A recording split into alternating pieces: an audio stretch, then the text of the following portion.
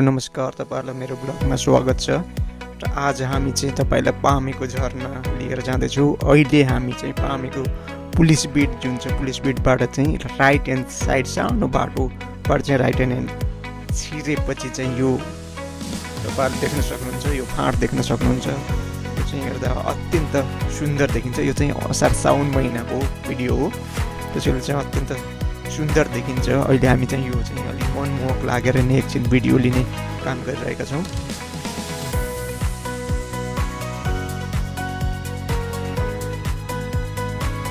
करिब 15-20 मिनटको हिँडाएपछि फाइनल्ली हामी पामे झरनामा पुगेका छौँ। हामी पुग्दा त्यहाँ चाहिँ थोरै क्राउडेड नै थियो। सानो अत्यन्त रमणीय झरना छ। तपाईँ त्यहाँ चाहिँ पानीमा खेल्न सक्नुहुन्छ र साइडमा चाहिँ पानीपुरी चटपटेहरू पनि बेचिराख्नु भएको थियो। त्यसैले तपाईहरु पानीपुरी चटपटे पनि इन्जोय गर्न सक्नुहुन्छ। यो झरना अत्यन्त सुन्दर लाग्यो मलाई। र अलिकति केयरफुल हुनुपर्ने तपाईहरु के छ भने त्यहाँ चाहिँ अलि चिप्लो ढुङ्गाहरू चाहिँ साह्रै हरेक झरनामा जस्तै यहाँ पनि ढुङ्गाहरू चाहिँ साह्रै चिप्लो छ। त्यसैले चाहिँ केयरफुल हुनु चाहिँ अत्यन्त आवश्यक छ।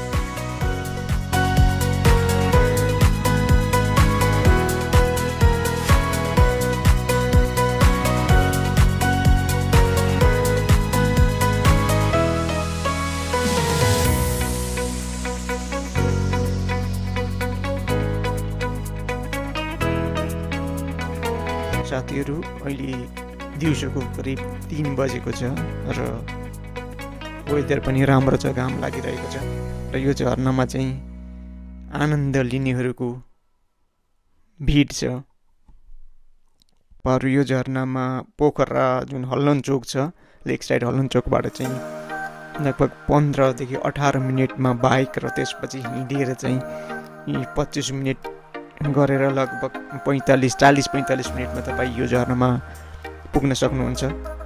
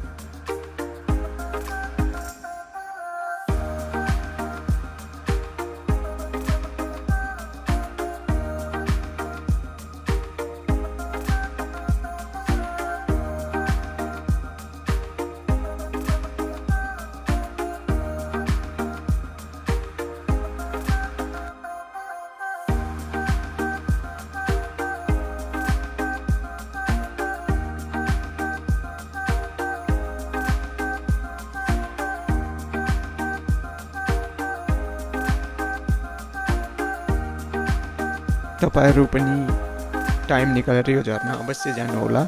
एकदम नजिक र एकदम रमणीय छ र एकदम रिफ्रेशिङ छ। अवश्य पनि तपाईको दिन अत्यन्त रमणीय हुनेछ। Thank you for watching.